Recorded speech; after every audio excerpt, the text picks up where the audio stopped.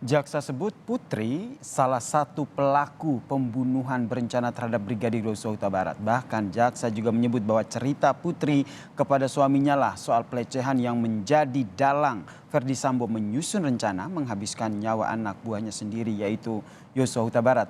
Lantas apakah cukup dengan vonis 8 tahun penjara? Kita ulas bersama dengan Irma Huta Barat, aktivis perempuan yang telah bergabung bersama kami di Kompas Malam. Selamat malam, Inang. Selamat malam, apa kabar Abang Yasir? Kabar baik, semoga Inang juga sehat selalu ya. Inang, Terima ini kasih. 8 Yes. tahun penjara, Hmm, vonis yang disampaikan hmm, oleh jaksa dalam tuntutannya. Menurut Inang, yang hmm, tentu juga memantau jalannya hmm, persidangan selama ini, apakah hmm. akan lebih berat atau justru lebih ringan dari tuntutan jaksa ini? Harusnya lebih berat. Harusnya Harusnya lebih lebih berat. berat. Kenapa? Karena satu dia adalah dalang, dua dia adalah goro-gorone. Kalau tidak ada pengaduan daripada PC, maka tidak akan ada perencanaan pembunuhan. Itu nomor satu. Lalu nomor dua, dalam perencanaan itu juga dia ikut terlibat. Icat bilang di lantai 3 di Saguling itu dia ikut mendorong iming-iming ya 1 miliar untuk dia 500 untuk RR dan KM. Ada gelang yang dia pakai yang terlihat pada waktu persidangan, lalu keesokan harinya gelangnya tidak dipakai lagi. Nah, itu kan harusnya dipertimbangkan oleh JPU bahwa ini manusia ini yang ikut merencanakan, yang ikut mendorong uang itu, lalu menjanjikan, lalu dia mengganti HP ajudan, lalu jangan salah, dia menyuruh Icat dan RR untuk pergi ke kamar Joshua untuk ambil semua laptop, lalu juga isi tas. Itu adalah bukan hanya obstruction of justice, itu adalah inisiator, desainer kalau kata Prof. Melingwi, lalu Mhm. juga dia menjadi orang yang berperan aktif, mengingatkan suaminya untuk pakai sarung tangan dan untuk menghilangkan CCTV. Mhm. Besar sekali perannya. 8 tahun itu tidak masuk akal, ya, Sir. Orang yang nyolong susu untuk anaknya yang tidak punya uang untuk beli susu dihukum 12 tahun.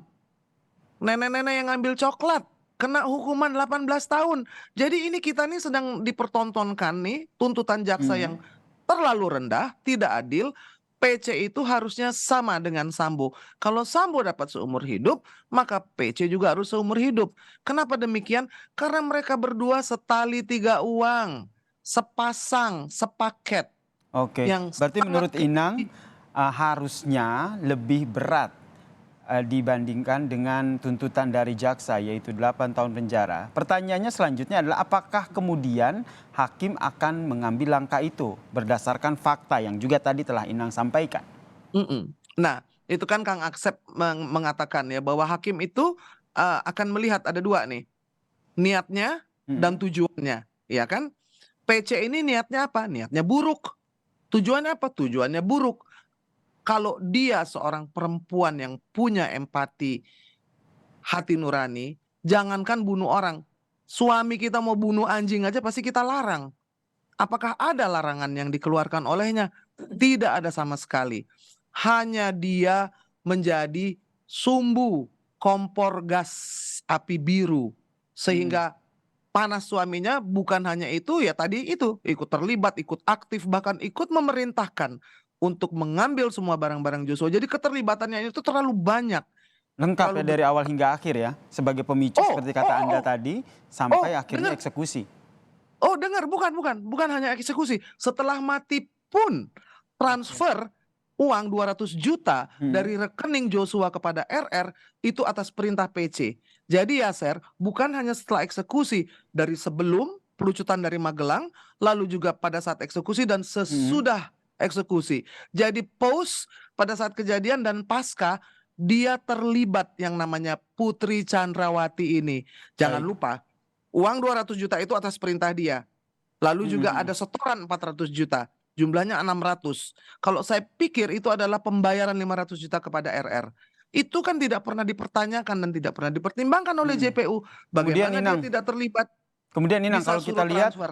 yang juga jadi sorotan dari penasihat hukum dari Putri Candrawati tetap kekeh begitu bahwa ada pelecehan yang dilakukan oleh Nah, Yosua. oke, mari kita jawab. Mari kita jawab.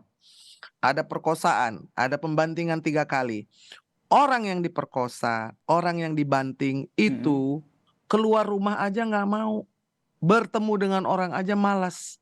Dia menyebut nama Joshua dengan Dek Joshua, lalu dia mampu melakukan transaksi, memberikan perintah kepada BNI 46 cabang Cibinong, lalu memberikan perintah kepada RR untuk memindahkan 200 juta dari rekening orang yang sudah mati, transfer dari dalam kubur. Itu atas perintah PC. Jadi tidak mungkin seorang korban perkosaan boro-boro mau mikirin transaksi, Baik. boro-boro mau mindahin uang. Itu saja sudah menggugurkan klaim dari Febri Diansah. Coba dia bicara dengan semua psikolog forensik. Ada nggak korban perkosaan yang memikirkan transaksi untuk pembayaran Terakhir kepada Inang dari saya sebagai aktivis perempuan yang tentu yes. menyaksikan kasus ini begitu. Nantinya Anda akan melihat seperti apa vonis yang dijatuhi oleh majelis hakim terhadap Putri Chandrawati. Saya pikir ini adalah senario yang dari awal sampai akhir ya penuh dengan rekayasa, titipan yang kalau kata Mahfud MD itu gerakan bawah tanah, ya kan. Kita tidak bisa menafikan dari mulai penyidikan lalu juga kepada JPU ini estafetnya nih mengecewakan, mengusik, mengoyak-ngoyak rasa keadilan masyarakat. Ketika kemudian benteng keadilan ini hanya ada pada hakim ya, maka hakim memiliki beban yang sangat berat.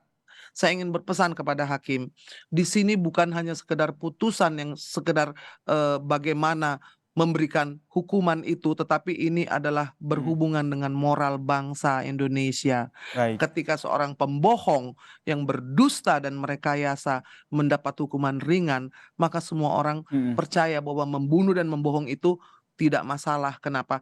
Karena tuntutannya rendah, lalu hakim baik. juga tidak menghukum. Jadi hakim harus menangkap rasa keadilan masyarakat, melihat niat daripada PC yang memang busuk dari awal, sehingga dia bisa memberikan Baik. hukuman yang pantas, yang sama dengan Sambo, suami istri ini yang menurut saya dari Baik. awal seolah-olah dibikin sebagai korban, dan itu tidak bisa diterima akal sehat dan Baik. tidak diterima logika yuridis. Kita nantikan ya seperti apa vonis hakim yang Terima kasih. nantinya akan berlangsung 13 dan juga 15 Februari pekan depan.